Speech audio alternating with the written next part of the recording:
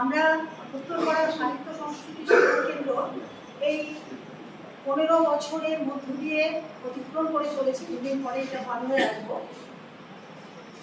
এই সংস্থাটা মূলত সাহিত্য উপর নির্ভরশীল। অনেক চিন্তা ভাবনা করে এই সংস্থার নামকরণ করা হয়েছিল, অনেক বিদগ্ধ মানুষদের আলোচনা চিন্তা ভাবনার প্রেক্ষিতে।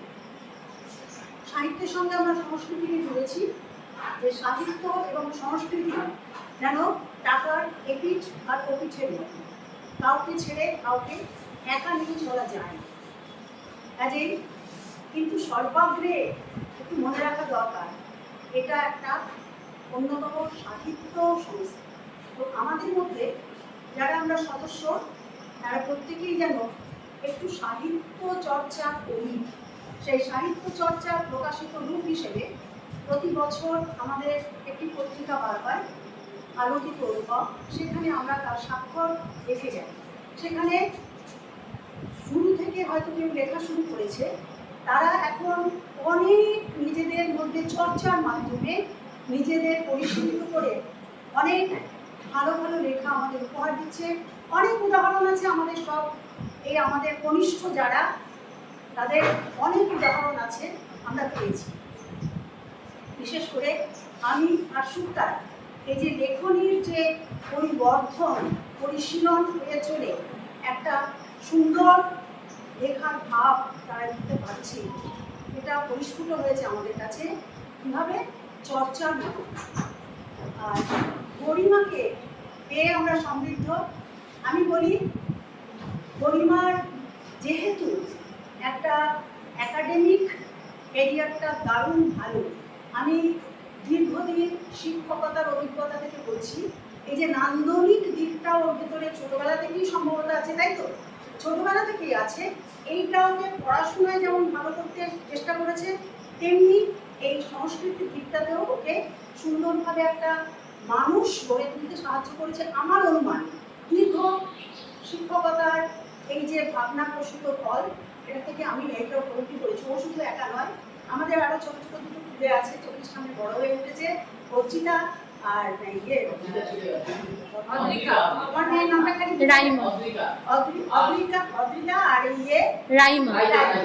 এই তিনটে ছোট ছোট খুদে আছে। ছোট্ট থেকে আমরা দেখছি ওরা তার মায়ের সঙ্গে, বিশেষ করে মায়ের সঙ্গেই এসে এই সাংস্কৃতিক পরিমণ্ডলে বড় হয়ে ওঠে।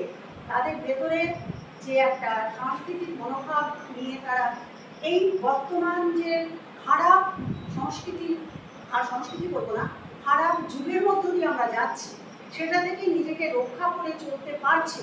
এই সংস্থার সঙ্গে, পার্টিকুলার এই সংস্থার কথা আমি হয়তো বলছি না, এই ধরনের সাহিত্য সংস্কৃতি সংস্থার সঙ্গে যুক্ত হয়ে তারা এইভাবে উন্নীত হতে পারছে।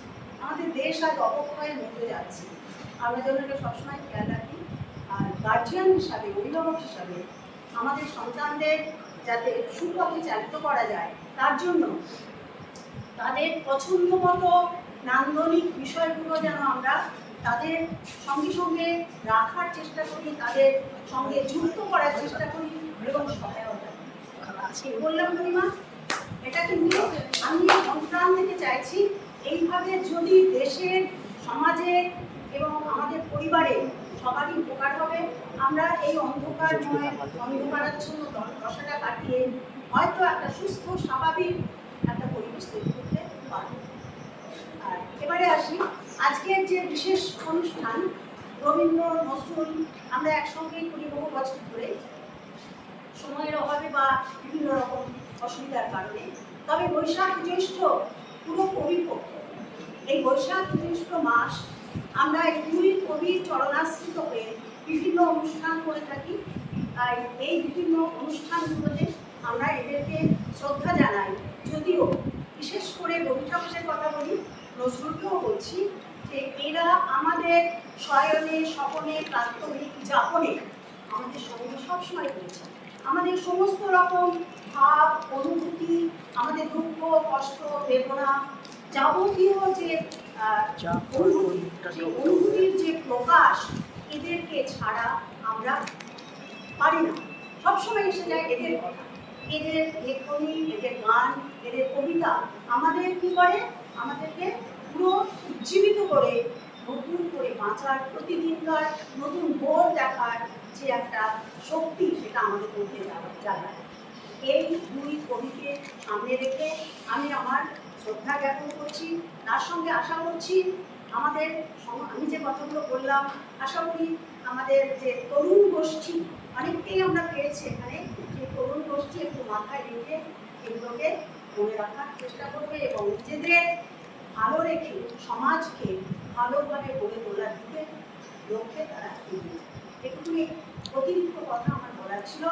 এবারে আমার আরেকটা কথা বলার ছিল যে আমাদের প্রায় 2.5 ঘন্টা নতুন হয়ে গেছে, হ্যাঁ 2.5 ঘন্টা হতে চলবে।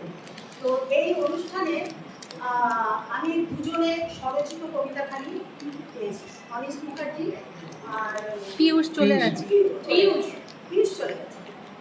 আর কিন্তু সবাই আমরা ধার করা নিয়ে, এই দুজনে ধার করা জিনিস নিয়ে আবৃত্তি করেছি, গান করেছি, স্বরচিত মাত্র করেছি। এটা আমার একটু বলার ছিল। আমরা চেষ্টা করবো আরও একটু স্বরচিত জিনিস যেন এখানে পরিবেশিত হয়। আমার ছোট্ট একটুখানি কবিকে স্মরণ করে তার কবিতা। রবির চরণে স্মরণে মননে শ্রদ্ধায় নত মাথা, জীবন কেমন বহিরা চলেছে বাহিরা তোমার কথা। ভুলি নাই আজও তোমারই স্থান, বুকের মাঝেতে আছে পুলকিত বই বন্দি তোমারই বিপুলাকৃতি মাঝে। কাব্যগাথায় সমুদ্র সম চিরস্মরণীয় বিস্ময় তুমি, তাই তো সাজাই শ্রদ্ধা অর্থ অবমা কুসুমে তোমারই। এবারে আমাদের এখানে অনেক সুগায়িকা আছেন।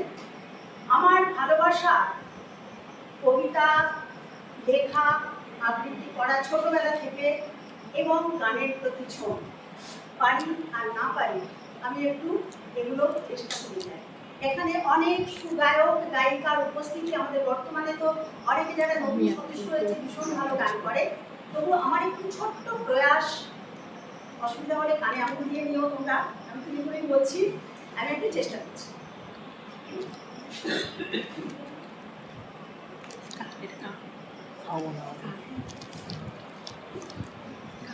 একটা নজরুল গীতি পাঠ্য চেষ্টা করছি। না নজরুল না, বাজাতে হবে।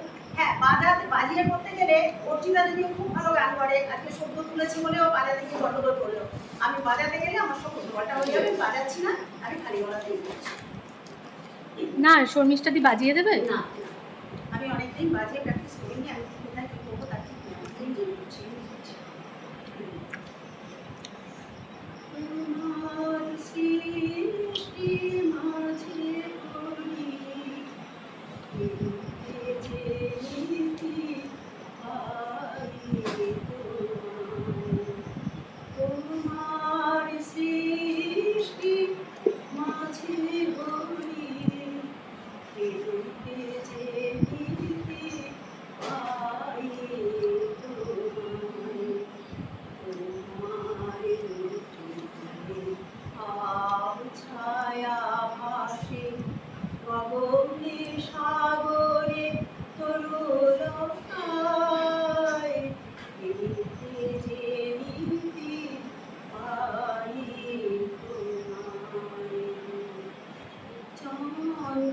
তোমার মধুর হাস, সূর্যে তোমার যদি প্রকাশ, চন্দ্রে তোমার মধুর হাস, সূর্যে তোমার যদি প্রকাশ, করুণা সিন্ধু তব আকাশ, করুণা